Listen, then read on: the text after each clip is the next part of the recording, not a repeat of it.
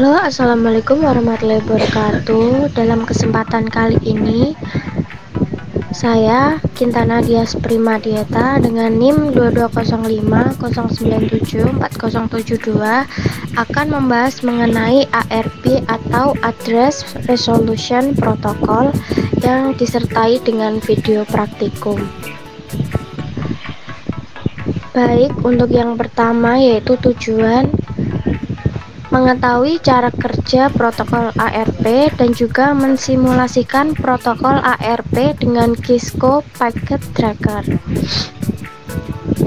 Pengertian: Address Resolution Protocol atau disingkat ARP adalah sebuah protokol dalam TCP/IP protokol suite yang bertanggung jawab dalam melakukan resolution alamat IP ke dalam alamat media access control atau MAC address. Ketika sebuah aplikasi yang mendukung teknologi protokol jaringan TCP/IP mencoba untuk mengakses sebuah host TCP/IP dengan menggunakan alamat IP, maka alamat IP yang dimiliki oleh host yang dituju harus diterjemahkan terlebih dahulu ke dalam MAC address agar frame-frame data dapat diteruskan ke tujuan dan diletakkan di atas media transmisi, kabel, radio, atau cahaya. Tabel ARP didapatkan dari request broadcast ke jaringan dan berada pada layer 2 jaringan. Setiap host menyimpan tabel ARP dalam cache, tetapi jika hardware address ini tidak ada di dalam cache ARP, maka ARP bertugas untuk mencarinya. Tabel ARP terupdate setiap 15 atau 20 menit. Berikut adalah contoh tabel ARP command prompt Windows. Yang ketiga yaitu cara kerja ARP. Yang pertama, jika host ingin berkomunikasi IP host tertentu, komputer sumber akan melakukan pengecekan nomor MAC dari komputer tujuan tabel di ARP. Jika tabel ARP tidak ditemukan, maka melakukan ARP request secara broadcast. Nanti akan dijelaskan melalui video yang berikutnya. Semua terminal dalam jaringan yang sama akan menerima ARP request tersebut, namun hanya terminal tujuan yang dimaksud mengambil ARP request. Terminal tujuan mengirim balik ARP reply beserta no MAC address. Berikut gambarnya. Nah, dalam percobaan ini nanti akan saya jelaskan di video praktikum. Berikut adalah penjelasannya.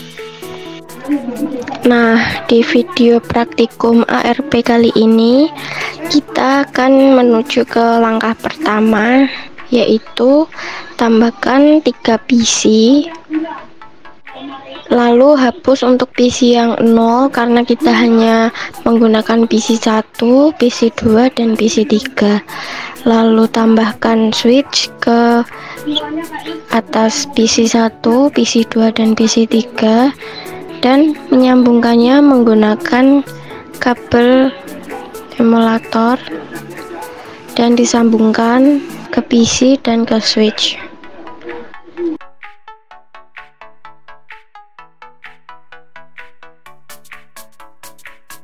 Ketika sudah disambungkan, warna merah yang di atas tunggu sampai berubah menjadi warna hijau. Setelah itu klik PC, desktop, dan IP configuration untuk menuliskan IP address dari PC-PC-nya dengan 192.168.1.1 untuk PC 1 dan akan muncul seperti itu. Untuk PC 2 sama langkah-langkahnya, yaitu dengan IP 192.168.1.2 dan akan muncul sama seperti PC 1.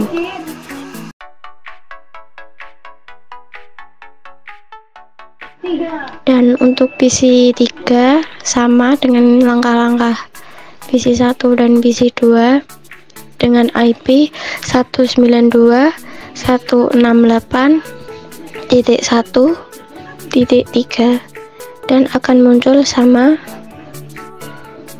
Setelah itu kita akan mengecek komen propannya dengan mengetik ARP main A, akan muncul no ARP entries found. Hal tersebut tertulis pada PPT, yaitu pada mode real time di PC1 ARP-nya akan menjalankan perintah seperti ARP main A. Pastikan tabel ARP masih kosong, jika tidak kosong jalankan perintah lainnya.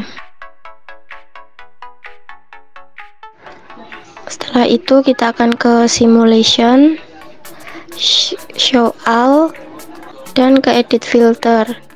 Nah, karena kita akan mengecek ARP-nya, maka yang dicentang adalah bagian dari ARP-nya. Lalu kita kembali ke PPT dengan membaca. Lalu ke tahap berikutnya, yaitu buat simple PDU dari PC1 ke PC3. Nah, untuk tombol PDU ada di atas, lalu kita tambahkan ke PC1 dan ke PC3. Setelah itu, lalu untuk langkah berikutnya sesuai PPT, kita akan menekan tombol next.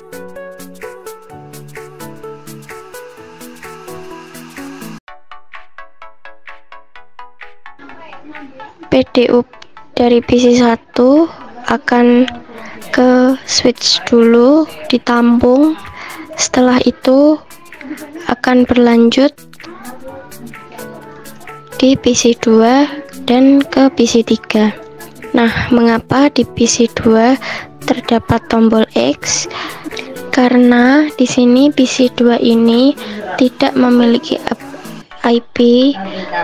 Dengan IP-nya di sini terdapat IP dari PC3, yaitu 192.168.1.3 dan hanya menerima broadcast dan tidak menerima pesan dari PC1. Dan di PC3 terdapat IP dari PC1 dan juga tombol FFF. Nah, bisa dilihat di PC3 terdapat IP dari PC1 dan PC3 pada layer 2. Juga terdapat IP dari PC1 dan juga PC3 untuk menampung pesan.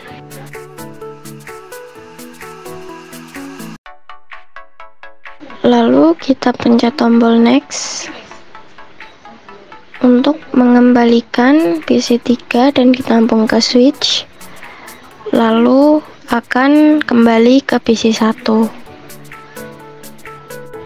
Nah, sama seperti PC3 tadi, ketika kita menerima pesan, maka PC1 akan terdapat IP dari PC3, yaitu 192.168.1.3. Nah, setelah itu kita akan mengecek komen prom lagi pada PC1. Nah, bisa dilihat jika dari PC1 terdapat IP dari PC3. Nah, kita juga akan mengecek komen prom dari PC3. Nah, bisa dilihat di PC3 juga terdapat IP dari PC1, yaitu 192.168.1.1. Dan untuk di PC2 kita juga akan mengeceknya, dan tidak terdapat no ARP entries found. Itu artinya tidak ada pesan yang ditujukan ke PC2. Baik, terima kasih sudah mendengarkan video praktikum ini. Semoga dapat dipelajari dengan baik dan bermanfaat. Wassalamualaikum warahmatullahi wabarakatuh.